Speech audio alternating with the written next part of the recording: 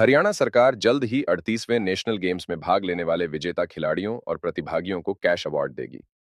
Haryana Olympic संघ के अध्यक्ष मीनू बेनीवाल ने यह जानकारी दी। वे बहादुरगढ़ की एचएल सिटी स्थित चैंपियंस एक्वेटिक एकेडमी में आयोजित स्टेट स्विमिंग गेम्स में पहुंचे थे। उन्होंने कहा कि यह कैश अवार्ड पहले पिछले महीने दिए जाने थे, लेकिन कार्यक्रम स्थगित हो गया था। अब जल्द ही खिलाड़ियों को बिना देरी इनाम राशि दी जाएगी।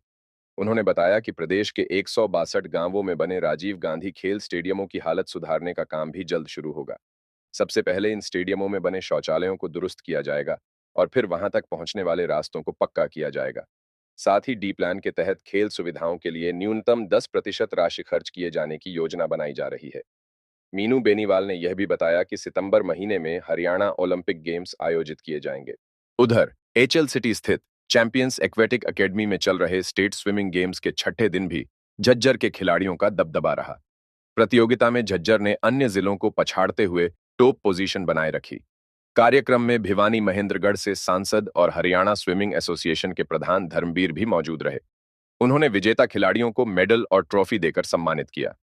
सांसद धर्मवीर ने कहा कि प्रदेश में अब तैराकी खेल तेजी से आगे बढ़ रहा है और ग्रामीण क्षेत्रों के बच्चे भी इस खेल में रुचि लेने लगे हैं। उन्होंने कहा कि हरियाणा ओलंपिक संघ के अध्यक्ष मीनू बेनीवाल के नेतृत्व में प्रदेश में सभी खेलों को मजबूती मिल रही है। हरियाणा ओलंपिक गेम्स सितंबर में शुरू होंगे और सितंबर अक्टूबर दोनों महीने में रहेंगे, अक्टूबर में खत्म होंगे। ये स्टेट के चैंपियनशिप चल रही है, सब जूनियर की, जूनियर की, सीनियर की, और इसका ये आज आखिरी दिन है।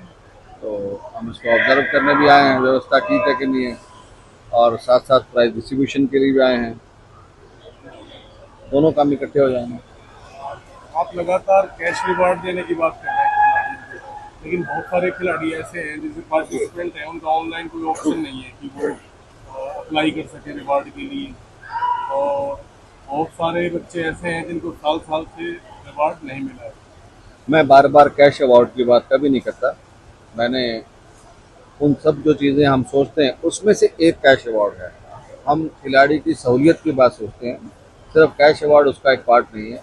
उसका पार्ट, पहला पार्ट है उसके जो संसाधन और साधन है, जो सुविधाएं, और जहां वो खेल पाए, चाहे वो कोई भी खेल है, प्राथमिकता उसकी है। अगर वो नहीं होगा तो कैश अवार्ड तक वो पहुंच नहीं पाएगा। कैश अवार्ड उसका सेकेंडरी है, वो प्राइमरी चीज़ नहीं है। और अब तक जो खामियां थी वो किसी न किसी वजह से रही होंगी, काफ़ी हद तक दूर कर रहे हैं और काफ़ी हद तक आगे दूर हो जाएंगी। इस बार हमने ये पहला मौका ऐसा होगा जो 38वें जो नेशनल गेम्स हैं, तो उसका जो कैश अवार्ड है हम 21 तारीख को, पिछली 21 तारीख को बांटना चाहते थे।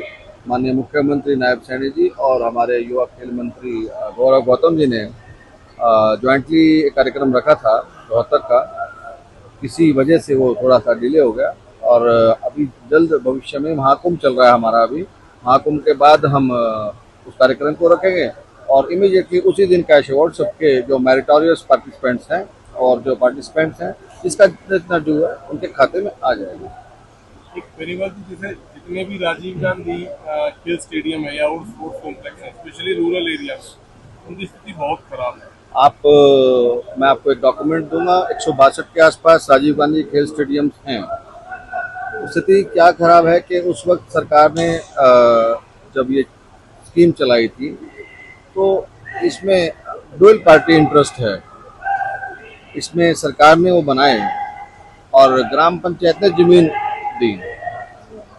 जिस वक्त वो जमीन दी और जिस वक्त उसका पैसा रिलीज हुआ, तो उस वक्त ग्राम पंचायत के जो मुखिया थे, प्रधान, सरपंच लोग थे, उन्होंने ये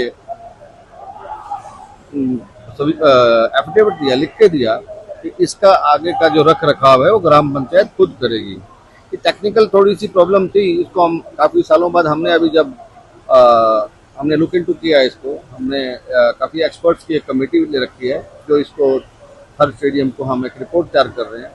तब हमने देखा कि इसमें प्रॉब्लम कहाँ है। तो प्रॉब्लम ये निकली उसमें कि जो गांव के काम हैं, जो एफएफसी आती है, एसएफसी का जो पैसा आता है, पॉपुलेशन रेशो पे गांव में एक पैसा आता है। कुछ गांव में पंचायत की खुद की कोई इनकम होती है, वो प्राथमिकता सरपंच की और सभी लोगों का, उनका प्रेशर रहता है उसके ऊपर कि गांव के काम करें। खेल मैदान के ऊपर शायद ध्यान ज़्यादा नहीं दिया गया। हमने अभी परसों ही एक सर्कुलर जारी किया है। हमने सभी जो हमारे ज़िले के जो कंसर्न अथॉरिटीज़ हैं उनको ये कहा है कि प्रायोरिटी पे जितने भी खेल स्टेडियम्स हैं जो 8 से 10-12 एकड़ में हैं, कोई 8 में है, कोई 10 में है, 12 में, उसके जो अप्रोच रोड्स और अप्रोच रास्ते हैं सबसे पहले उनको ठीक किया जाए और एक कंप्लीट डिटेल बनाई जाए जिसमें हम सैनिटाइजिंग से शुरू कर रहे हैं। सबसे पहले बाथरूम ठीक करके और ट्रैक ठीक करके धीरे धीरे हो पाएगा, क्योंकि ये संख्या बहुत बड़ी है। 162 कोई छोटी संख्या नहीं है। और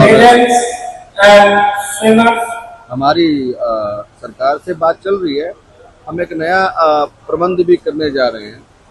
हम जो जिला की जो प्लान होती है, जिला योजना, उसको डी प्लान आप बोलते हैं, हमने पहली बार एक नया तरीका सोचा कि क्यों ना हम डी प्लान का मिनिमम 10% इन्हीं चीज़ों की रिपेयरिंग में और इन इंस्टॉलेशन की देख रेख में और कुछ नई जरूरतों उसमें लेके आएँ। ये ऑलमोस्ट अप्रूव हो चुका है। तो मिनिमम 10% की कंडीशन ये रहेगी कि डी प्लान का मिनिमम 10% खेलों पर होगा। ये सबसे पहले आज पहली बार ये हो रहा है और इससे हमें हर जिले में ऑलमोस्ट 20 से 30 करोड़ पॉपुलेशन, बड़ा जिला छोटा जिला देख के होता है, तो 30 करोड़ भी अगर होता है तो लगभग 50-60 करोड़ का हमें बेनिफिट होगा।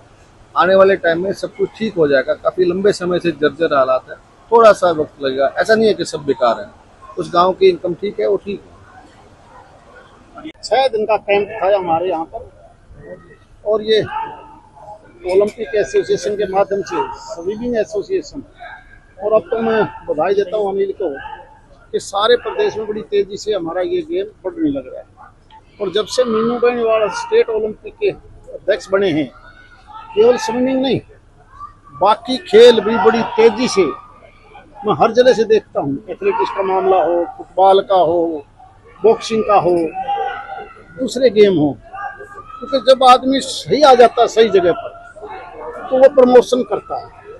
हमारे प्रदेश में, सारे देश में कई बार ऐसी पोजीशन आ जाती है, बड़े ब्यूरोक्रेट्स, पैसे वाले पॉलिटिशियन इन एसोसिएशन के जब ऊपर बैठ जाते हैं तो उनका अपना इनका इंटरेस्ट पैदा होता है। लेकिन बेनीवाल जी का मैंने जो देखा ना इतने 7 दिनों में ही, इनका इंटरेस्ट है कि बच्चा कैसे तैयार हो, हमारे प्रदेश के बच्चे आगे कैसे बढ़ें। मैं उनको भी बधाई देता हूँ। अपना और काम की बजाय इसके ऊपर बहुत ज़्यादा ध्यान देते हैं। Thank you.